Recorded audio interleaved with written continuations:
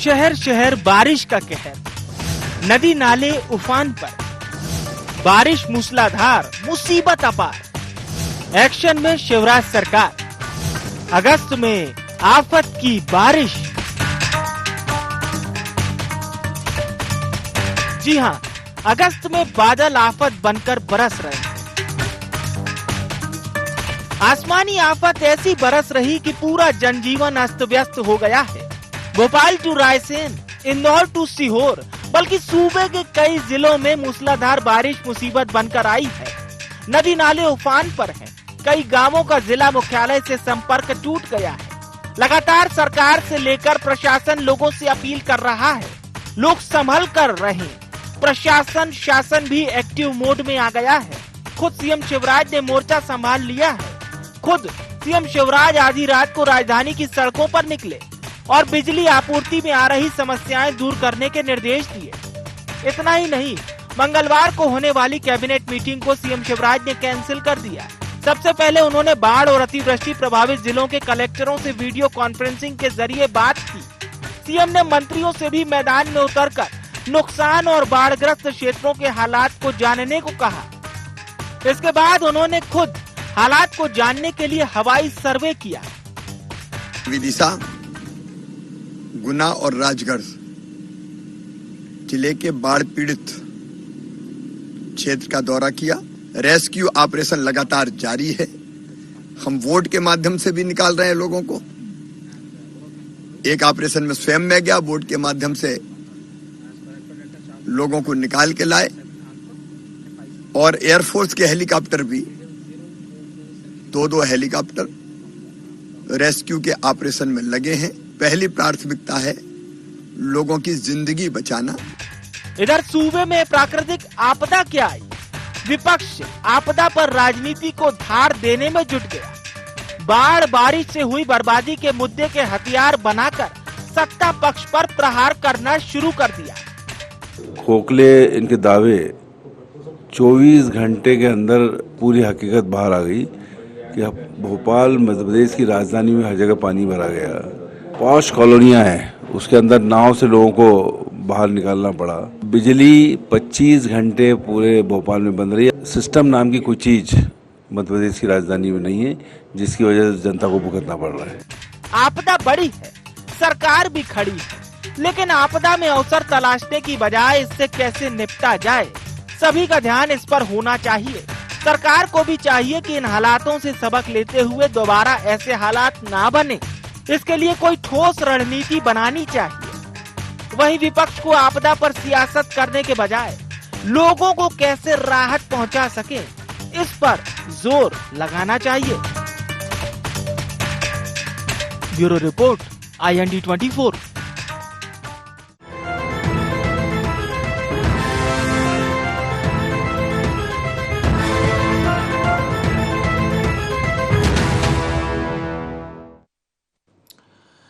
नमस्कार, IND agenda मैदान में शिवराज में आप सभी का बहुत बहुत स्वागत है। मध्य प्रदेश में बीते 2 दिनों में कितनी बारिश हुई, राजधानी भोपाल में क्या हालात बने, सीहोर में, नर्मदापुरम में, जबलपुर में, ये सब आपको पता है। और किस तरह से सरकार ने, NDRF ने, SDRF ने, रेस्क्यू दलों ने अभियान चलाया, ये भी आपको पता है। बीते दिनों राजधानी भोपाल में तस्वीर ऐसी बन चली थी कि लोगों को साल 2006 याद आने लगा था, जब रिकॉर्ड बारिश हुई थी। लोग तुलना करने लगे थे कि साल 2006 जैसी बारिश हो रही है। कई कॉलोनीज जलमग्न नजर आई, तभी तो मोटर बोट ले जानी पड़ी NDRF को, SDRF को। ये था बीता दिन। आज राहत मिली राजधानी भोपाल के लोगों को। हालांकि आज भी मध्य प्रदेश में कई जगह बारिश का दौर जारी रहा। सरकार ने अपनी ओर से तमाम कार्य किए, तमाम टीमें पहुंचाई। इस पर विपक्ष के भी बयान आए। विपक्ष का यह कहना है कि सिस्टम नदारद रहा। राजधानी भोपाल में कई जगह 24 घंटे, 18 घंटे, 16 घंटे तक बिजली नहीं आई। और वाकई में 10-12 घंटे से ज्यादा कई जगह पर, कई ऐसी भी जगह है जहां 18 घंटे बिजली नहीं आई। तमाम सवाल हैं, तमाम आरोप हैं। हम चर्चा शुरू करेंगे, उससे पहले नजर डालते हैं IND एजेंडा के प्रमुख बिंदुओं की ओर। प्राकृतिक आपदा पर आखिर सियासत क्यों? क्या आपदा में राजनीतिक अवसर तलाश रहा विपक्ष? सीएम के निर्देश का मंत्रियों और अफसरों पर कितना होगा असर? और अंत में क्या शिव का प्लान आसमानी आफत से दिलाएगा निजात? ये वो तमाम सवाल हैं जिस पर हम चर्चा करेंगे। खास मेहमान हमारे साथ जुड़ चुके हैं, गोविंद मालू साहब हमारे साथ जुड़ चुके हैं। आप नेता हैं मध्य प्रदेश भारतीय जनता पार्टी के, बहुत स्वागत है। अब्बास हफीज साहब हमारे साथ जुड़ चुके हैं, आप उपाध्यक्ष हैं मीडिया विभाग मध्य प्रदेश कांग्रेस के, आपका भी बहुत स्वागत है। हर्षवर्धन प्रकाश साहब हमारे साथ जुड़ चुके हैं, आप वरिष्ठ पत्रकार हैं। आप तीनों मेहमानों का बहुत स्वागत है। चर्चा की शुरुआत हर्षवर्धन प्रकाश जी आपसे। सर, मैं ये जरूर जानना चाहता हूं, जिस तरह से लोगों ने बारिश को फेस किया और ये फेस करने से भी ज्यादा खतरनाक ही था, कई स्थिति तो ऐसी बन गई थी जो जहां था वहीं पर बिल्कुल उसको रुकना पड़ा। लगातार बारिश हो रही थी और ऐसा भी दौर लोगों ने देखा। लेकिन हमने ये भी देखा कि जिस तरह से नेटवर्क भी बंद हो गए थे, बिजली भी बंद हुई थी। हालांकि विपक्ष ये कह रहा है कि ये सिस्टम का फेल्यूर है। आप इसे कैसे देखते हैं हर्षवर्धन प्रकाश जी? देखिए, भोपाल में ऐतिहासिक तौर पे बहुत ज्यादा बारिश हुई है और कोई भी इस मौके तैयार नहीं था इसके लिए। जनता को जो परेशानी हुई वो भी ऐतिहासिक ही थी। जिस किस्म से भोपाल के लोगों ने अंधेरे में अपनी दिन और अपने रात काटे हैं, वो मुझे लगता है कि बहुत लंबे साल बाद हुआ। इससे बिजली विभाग के इंतजामात की पोल भी खुल गई।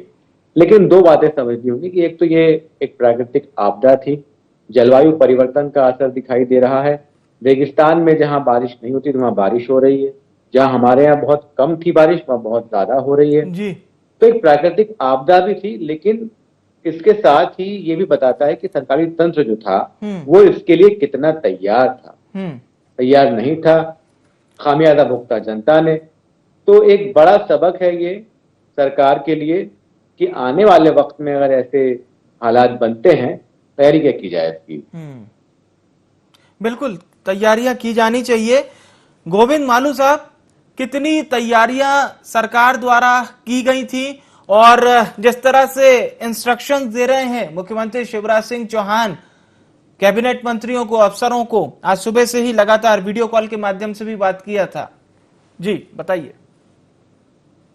सरकार पूरी तरह सजग और सतर्क थी। हमारे प्रशासन ने भी जान मान की रक्षा के लिए पूरी एजेंसियों को लगा। जहां तक प्राकृतिक आपदा का सवाल है, प्राकृतिक ही आपदा है, उसका कोई अनुमान बैरोमीटर तो है नहीं। इतने सारे पेड़ उखड़ गए राजधानी में, इतनी आंधी तूफान आया, इतनी बारिश हुई, 14 इंच 15 इंच बारिश अगर वर्षा 24 घंटे में हो जाए तो आप समझ सकते क्या हालत होगी। एकांत मार्ग तरीकों में दूसरी जगह पेड़ गिरे, पेड़ गिरने से खंभे गिर गए, बिजली की जो विद्युत प्रवाह है वो बाधित हुआ। लेकिन हमारे अमले ने लगातार उसको ठीक करने के लिए पूरा जी जान लगा दी और मुख्यमंत्री समेत हमारे जनप्रतिनिधियों ने भी कोई कसर बाकी नहीं रखी। सबसे पहली बात ये, जैसा कि मुख्यमंत्री जी ने भी कहा कि जान माल की रक्षा करना, तो जान बचाए, किसी की आपदा में कोई ऐसा कोई कैजुअलिटी ना हो जाए, इसका ध्यान रखा। और जब अचानक कोई एकदम ऐसा बादल फट पड़ता है, ऐसी आंधी तूफान आता है, तो कितनी भी तैयारियां हो, कुछ न कुछ तो थोड़ा दिक्कत आती ही है। लेकिन उसके बाद उसको शीघ्र नियंत्रण करना, कंट्रोल करना, ये प्रशासकीय अमले का जो कर्तव्य है जी, वो कर रहा है। लेकिन कई बार क्या होता है कि कुछ अलग हमेशा नए अनुभव आते हैं, हमेशा नए अनुभव आते हैं और नई तैयारियां आगे के लिए उसके बारे में विचारणी भी हो जाती है और की भी जाती है। तो ये अनुभव अलग रहा आप लोगों के लिए? देखिए, इंदौर में भी, बाकी जगह भी जल जमाव की जहां तक बात है, इकट्ठा पानी आएगा तो वो निकलने में थोड़ा सा समय लगेगा, लेकिन नदी नाले पूर आ जाएंगे। देखिए, भोपाल में वीआईपी रोड पर भी पानी आ गया, लिंक रोड पर भी पानी आया। तो देखिए, पानी जब इतना आएगा मात्रा में तो पानी भरेगा, बस्तियों में भी जाएगा, लेकिन उसको तुरंत निकाल के रेस्क्यू ऑपरेशन बोट के माध्यम से निकाल कर लाना, उनको खाद्यान्न मुहैया कराना, निकासी में प्रॉब्लम आती है। अब्बास हफीज साहब, प्राकृतिक आपदा से जोड़कर देख रहे हैं इसे गोविंद मालू जी, और ये भी बता रहे हैं कि साहब निकासी में भी समस्या आती है, एक नया एक्सपीरियंस भी था। देखिए, वो तो इसी तरह की बातें करेंगे, मजबूरी है उनकी। आज देख लीजिए, राजधानी में बैठा हुआ हूँ, मैंने गलती ये करी है कि अपने घर से डिबेट के अंदर हिस्सा ले लिया है, लाइट चले गई है, और ये हाल है राजधानी का। हर 1 घंटे के बाद 1 घंटे 2 घंटे की लाइट जा रही है। कल तो पूरे 15 घंटे नहीं रही थी, आज ये हालत है। तो आज हम उस दौर में चले गए हैं जब बहुत पहले का दौर होता था, जब सारी चीजों की कमी थी, विभाजन हुआ था मध्य प्रदेश का, और बहुत सारे संघर्ष भरे साल थे। लेकिन यहाँ पर क्या है, सरप्लस स्टेट है, पर मजबूरी क्या है कि प्री मॉनसून जो मेंटेनेंस होता है उसमें भ्रष्टाचार ही भ्रष्टाचार हुआ, जिसके कारण यहाँ पर आज इस तरह के हालात हम देख रहे हैं। कहाँ किसने कितना प्री मॉनसून मेंटेनेंस किया, ये आप जानते हैं, हम जानते हैं। अब दूसरा विषय ये आता है कि ये प्राकृतिक आपदा का कहर बढ़ क्यों गया। गोविंद मालू जी, मुझे नहीं मालूम कल भोपाल में थे या नहीं थे, आप थे, मैं था, और यहाँ एक बहुत बड़ा वीआईपी मूवमेंट था। भारत के दूसरे नंबर के, आप राजा कह लीजिए, जो भी कह लें हम उनको, वो आए थे। बीजेपी जिनसे बाहर नहीं निकल पाती है, आज भी वो राष्ट्रीय अध्यक्ष से ऊपर है, अमित शाह जी। पूरा प्रशासन उनकी सेवा सुरक्षा में लगा रहा, हर एक मंत्री उसमें लगा रहा। मुख्यमंत्री जी को भी जब मीटिंग करने का समय मिला, जब उनको सी ऑफ कर दिया और उनको रवाना कर दिया अमित शाह जी को, तब मिला। 15 घंटे तक पूरी राजधानी ठप रही। दुखद ये था, मुझे इस बात का अफसोस हुआ कि मेरे क्षेत्र के लोगों को, मेरे शहर के लोगों को, हम लोगों को दोयम दर्जे का नागरिक भाजपा ने कल सिद्ध कर दिया। कैसे कि अमित शाह जी के लिए मुख्य मार्ग बंद कर दिए गए, जल भराव के जो मार्ग थे उनको जनता के लिए खोल दिया गया, जहां पुलिस ने सिर्फ डाइवर्ट कर दिया था कि आप जाओ अपने हाल पे देख लो, और यही हाल पूरे देश, पूरे शहर का दिन भर रहा। लेकिन अमित शाह जी के रास्ते बंद थे, जल भराव के जो नहीं थे। कल पूरे 17 घंटे बिजली का नहीं होना, 5-5 घंटे लोगों का ट्रैफिक में फंसना, ये प्राकृतिक आपदा को बर्बादी और बदहाली की तरफ ले जाने का काम भारतीय जनता पार्टी की सरकार ने किया, जो नतमस्तक हो चुका था प्रशासन अमित शाह जी के आगे। तो ये भी देखा हमने, और पोल खोल के रख दी पूरे प्रदेश के अंदर राजधानी के विकास की। सही कहती थी मालती राय कि जब आऊंगी तो भ्रष्टाचार खत्म करूंगी। जब 2 महापौर बीजेपी के ही गुजरे थे, भले ही उनका नाम भ्रष्टाचार के एक मामले के अंदर दोष सिद्ध हुए उनके ऊपर, वो बात अलग है, लेकिन वाकई में पहाड़ी क्षेत्र के अंदर, अगर हर्षवर्धन जी ने भी भोपाल के बारे में आप उनसे पूछेंगे तो पहाड़ी क्षेत्र है ये, और पहाड़ी क्षेत्र में हमने जल भराव कभी नहीं देखा था। पहाड़ी हिस्से में, ऊंचे हिस्सों के अंदर भी जल भराव जैसी स्थिति पैदा कर दी नगर निगम के, पीडब्ल्यूडी के भ्रष्टाचार ने, जहां बिना कॉन्टूरिंग के सड़कें बनाई गई और जल भराव की स्थिति पैदा कर दी। ठीक है हर्षवर्धन प्रकाश जी, जब किसी शहर में मास्टर प्लान आता है, या अब तो खैर स्मार्ट सिटी के अंतर्गत भी हमने सर देखा है कई सारे मास्टर प्लान आए हैं, तो बहुत चर्चा होती है। जब कोई एक अच्छी सौगात के तौर पर मान लीजिए आरओबी ब्रिज मिलता है, तो ये भी दावा किया जाता है कि साहब यहाँ पर किसी भी तरह का जल जमाव नहीं होगा, और ये दावे सुन के शहर के लोग भी बड़े खुश होते हैं, प्रसन्न होते हैं कि हम ये तमाम समस्याओं से अब पार पा लेंगे। लेकिन जब बारिश शुरू होती है और उसके बाद स्थिति देखने को मिलती है सड़कों की, तो वो एकदम अलग होती है। ऐसे में क्या माना जाए, क्या सरकार को, सिस्टम को एक और मजबूत इच्छा शक्ति लेनी होगी, ये जो तमाम विकास कार्य हो रहे हैं उसको लेकर? हर्षवर्धन जी, देखिए, भोपाल की कहानी हो या इंदौर की कहानी हो या और भी कोई बड़ा शहर आप ले लीजिए जी, बहुत कम बारिश अब्बास में जी की इंदौर शायद की लाइट आ गई। बात करूं, अब्बास जी मुस्कुरा रहे हैं, लाइट आ गई है। वही कह रहा हूँ कि आपके चैनल की पहुंच अच्छी है कि जनसंपर्क वालों ने जानकारी दे दी कि यहाँ बिजली नहीं है और भद पिट रही है सरकार की, तो लाइट आ गई। बहुत धन्यवाद IND परिवार को जी। बहुत बधाई अपार साहब को। और मैं अपनी बात कह रहा था कि इंदौर की कहानी हो या भोपाल की कहानी हो, कहानी एक सी है साहब। भोपाल भी, जो नया भोपाल है वो नियोजित शहर है, मतलब सोच समझ के बसाया गया, और नया इंदौर भी नियोजित है। लेकिन नया भोपाल, पुराना भोपाल भी है और पुराना इंदौर भी है। नए और इंदौर हो या फिर भोपाल हो, दोनों ही नए शहर डूबते हैं पानी में, जरा सी बारिश में डूबते हैं। इसका मतलब कहीं ना कहीं हम अपने सड़कों की इंजीनियरिंग को जलवायु परिवर्तन के मुताबिक ढाल नहीं पा रहे हैं। इंदौर में क्या हुआ, नालों का जो पानी था वो रोक दिया गया, वो पानी सड़क पे आ गया, उसके निकासी के इंतजाम नहीं हुए। अब्बास साहब ने जिक्र किया कि अगर पहाड़ी इलाका, जो कि भोपाल जो है, घाटियां बहुत है, पहाड़ियां हैं, अगर पहाड़ियों पे पानी चलने लगा तो बहुत बड़ी बात है ये अपने आप में। तो ये बहुत ही हाई टाइम है जब सरकारी तंत्र को अपने सड़कों को और निकासी के इंतजाम को जो आज के हालात हैं उसके मुताबिक ढालना चाहिए। सरकार साथ किसी की भी दल की हो, चाहे भाजपा हो कांग्रेस की हो, भोपाल डूबता है, इंदौर भी डूबता है, तो ये सबको मिल के इसका समाधान निकालना चाहिए।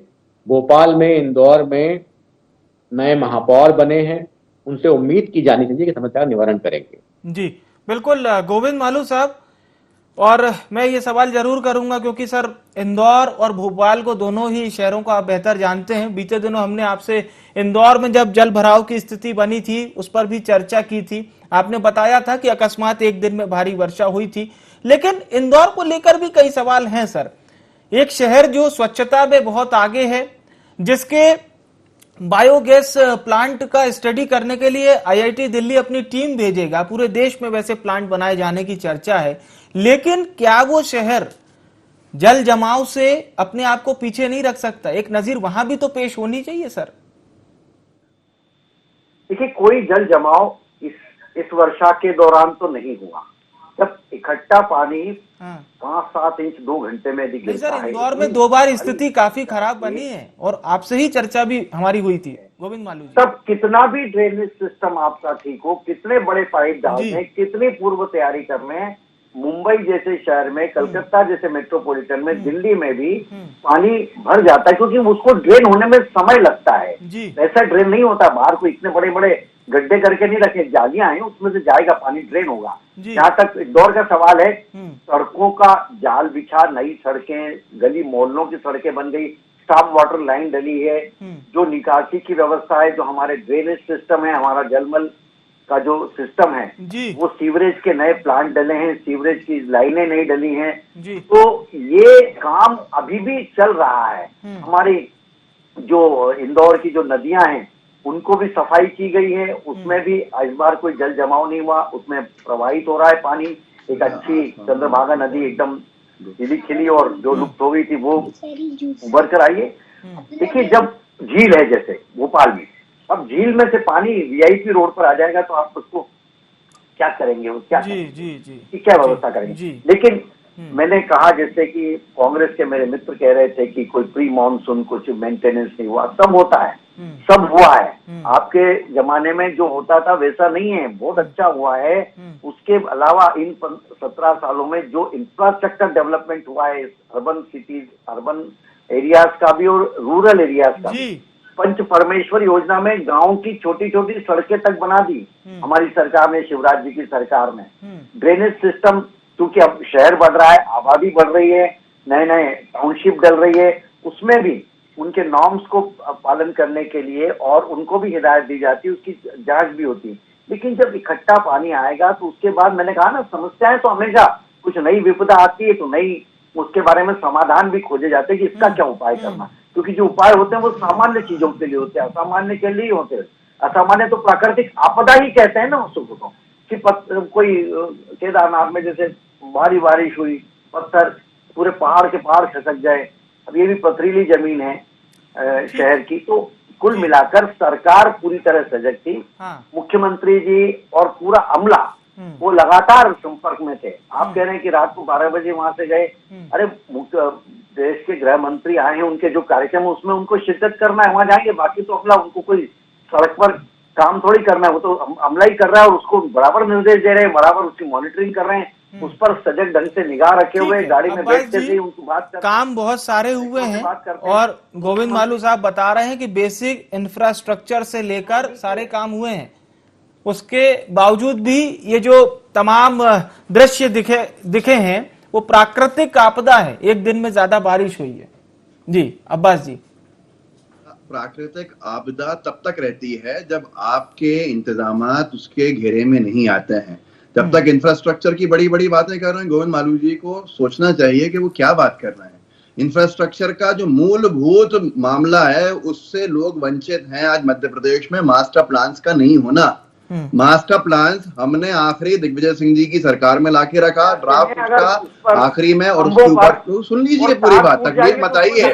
हमने माननीय कमलनाथ जी के शासनकाल में 15 महीने में 21 मास्टर प्लान लाके रखे थे पटल पे, जिसको पारित इन्होंने नहीं। सुन लीजिए मालू साहब, बहुत शर्मिंदगी की बात है। आपसे भी बहुत रिएक्शन शर्मिंदगी की बात है कि आपकी सरकार 15 साल छोड़िए पूरे 20 साल करने वाली है, एक मास्टर प्लान नहीं ला पाई, जिसकी वजह से सुन लीजिए बौखलाइए मत, गलती करी है आप लोगों गोविंद ने, जी, प्लीज। पापी हो आप लोग, उसके गुनाहगार हो, सुन लो आपने मेरी मास्टर पापी तो प्लान आप नहीं हो। लाके इंदौर आपको भोपाल जनता ने जैसे गुहार दिया महानगरों के सुन इतनी तो सारी लीजिए। ये 15 देखिए 17 साल में बौखलाहट लगातार आपको जनता को पराजित कर रही है मजबूर जनता। किया, अवैध नगरीय निकाय में भी कर रही है, कॉलोनीज में मकान पंचायत में भी कर खरीदने रही का है, तकलीफ हो विधानसभा रही में है कर ना, रही है, ये लोकसभा में जनता कर रही तकलीफ में है। है। ये प्रमाण अवैध पत्र है हमारी कॉलोनीज सरकार बनी के ही कामकाज। आपके मास्टर प्लान सुन लीजिए, आप क्यों राजनीति बौखलाहट है करते इतनी। हैं केवल मास्टर आपदा और प्लान नहीं विपदा पर। होना हाँ। और घाटों पर मास्टर प्लान राजनीति करते कमलनाथ हैं, सड़क सरकार पर ने नहीं जो लाके जाते हैं, रखी उनको भी काम रोक नहीं कर देना, रहे ये जनप्रतिनिधि आपके। इनका गुनाह है और ये इनकी लोगों का गलती है, बचाव जिसकी में, वजह से राहत आज कार्य पूरी में हाथ जनता नहीं बटा भुगतान रहे करती है। गोविंद मालू जी, रजिस्ट्री फीस अब्बास दे जी देते अपनी हैं, बात रख लें, फिर आप उनके जो भी रजिस्ट्री आपको पसंद नहीं आ रही है जो रजिस्ट्री हाँ, करा रही है असेंबली। मध्य प्रदेश की सरकार। सुनिए, मध्य प्रदेश की हाँ, सरकार का हाँ, रजिस्ट्रार ऑफिस अवैध कॉलोनीज में प्लॉट की रजिस्ट्री करा के पैसे ले रहा है 10 से 11%। लेकिन सुविधाओं के नाम पे ना तो वहां सीवेज है, ना तो वहां पे ड्रेनेज है, ना वहां इलेक्ट्रिफिकेशन है, ना वहां जल नल जो सुविधा है वो है। सब चीजों से वहां के लोग वंचित हैं, पैसा देकर भी ठगे जा रहे हैं मास्टर प्लान की अनुपस्थिति के अंदर। ये बात अच्छे से सब लोग जानते हैं। बीजेपी की सरकार ने एक भी मास्टर प्लान नहीं दिया, जिस वजह से इंदौर और भोपाल के पास अवैध कॉलोनियों का जाल बन गया, जिसको 2015 तक का एक प्रावधान लाके वैध कर दिया गया। तो उसकी समस्याएं तो उठेंगी ही। और अब आखिरी बात, लीपा पोती, मालू साहब सुनिए, लीपा पोती अगर करेंगे तो ऐसे ही अधिकारी कर्मचारी जो है अपने काम का निर्वहन सही से नहीं करेंगे, क्योंकि आप लोग संरक्षण देते रहेंगे। अधिकारी कर्मचारियों को अगर आप सस्पेंड नहीं करेंगे, शो कॉज नोटिस नहीं देंगे और डरते रहेंगे अधिकारी कर्मचारियों से, तो ये पूरे शहर की बिजलियां ऐसे ही गायब रहेंगी, ये पूरे शहर के सीवेज कभी साफ नहीं होंगे और पूरे शहरों के अंदर जलभराव की स्थिति बनेगी, क्योंकि आप तो पीठ दबा रहे हैं उन लोगों की चलिए गोविंद जिन्होंने मालू गलती जी, करी है। गोविंद मालू जी, देखिए, ये जो अवैध बस्तियों और जिन झोपड़ियों और जिस ढंग से इन्होंने किया है, पूरे वोट बैंक की राजनीति करके पूरे प्रदेश का घंटा ढा, यही नहीं मुंबई में भी झुग्गी झोपड़ियों के बड़े अट्टालिकाएं खड़ी कर दी, जब उनको सही रहवास की जगह हम लोगों ने मुहैया कराई है।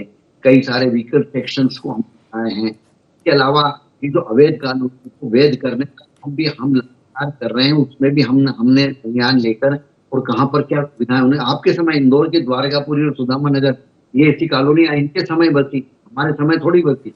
अवैध कानून बात कर रहे हैं, हम लोगों ने अवैध धंधे कॉलोनियों को प्रश्न किया, आज हम पर आप आरोप लगाते हैं। हमने तो नागरिक सुविधाएं वहां इन जगहों पर भी उपलब्ध कराई, वहां भी सड़कें बनाई, नालियां बनाई, हमने पेयजल की व्यवस्था की। और शर्म आनी चाहिए कांग्रेस को, उनकी सरकारों को। मास्टर प्लान क्यों नहीं लाते आप मास्टर प्लान क्यों नहीं लेकर आ पाते?